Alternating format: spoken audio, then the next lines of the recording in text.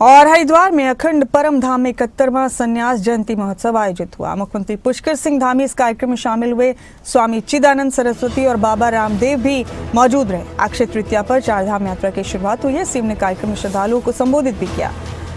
चारधाम यात्रा को लेकर प्रशासन पूरी तरह से अलर्ट।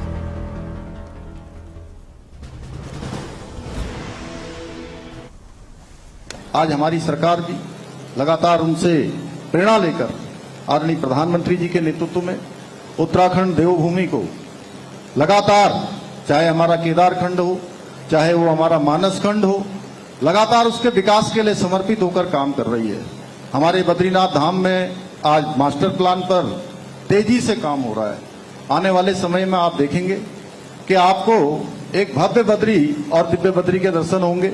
केदारनाथ जी के बारे में हम सब जानते हैं कि 2013 की आपदा के बाद किस प्रकार से वो पूरा का पूरा प्रांगण क्षतिग्रस्त हो गया था। आज भव्य केदार और दिव्य केदार बन गया है। इसी प्रकार से अगले वर्ष हमारे यहाँ कुंभ मेला आयोजित होना है। आप सबके पूज्य संतगणों के आशीर्वाद से, आपके मार्गदर्शन में भव्य और दिव्य मेला यहाँ पर होना है।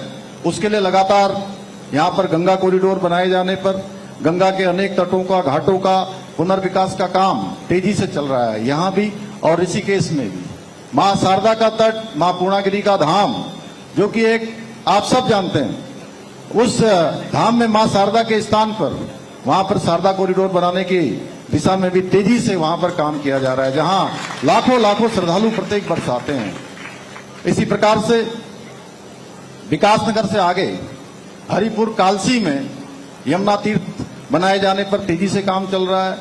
ऐसे अनेकों कार्य आज सनातन परंपरा को आगे बढ़ाने के लिए हो रहे हैं। देहरादून में हमने हिंदू स्टडी सेंटर इसकी स्थापना की है। इस पर हमारा तेजी से काम चल रहा है। यहाँ शोध भी होगा। अनेक प्रकार के जो हमारी सनातन संस्कृति है उसको पढ़ने के लिए आने वाली पीढ़ी को, भावी पीढ़ी दर पीढ़ी वो आगे बढ़े। हमारे नौजवान युवा उससे प्रेरणा लें, वहां से अनुसंधान करें, शोध करें, उस क्षेत्र में आगे बढ़ाया जा रहा है। इसके साथ साथ हमने जहां सभी की समानता के लिए, मुझे ये कहते हुए आप सब पूज्य संतगणों के बीच में इतनी बड़ी संख्या में पूरे देश के आज भक्त श्रद्धालुगण यहाँ पहुंचे हैं कि उत्तराखंड हिंदुस्तान का पहला राज्य बन गया जहां समान नागरिक संहिता का कानून आज सबके लिए एक समान कानून लागू हो गया। इसके साथ साथ सबको शिक्षा का अधिकार मिले।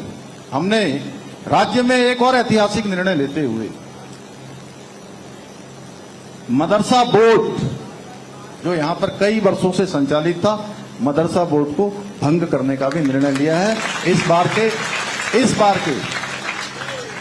2026 जुलाई से राज्य के अंदर जितने भी इस प्रकार के मदरसे हमारे यहां संचालित होते हैं, उन मदरसों में अब जो उत्तराखंड शिक्षा बोर्ड के द्वारा निर्धारित पाठ्यक्रम है उसी पाठ्यक्रम को पढ़ाया जाएगा।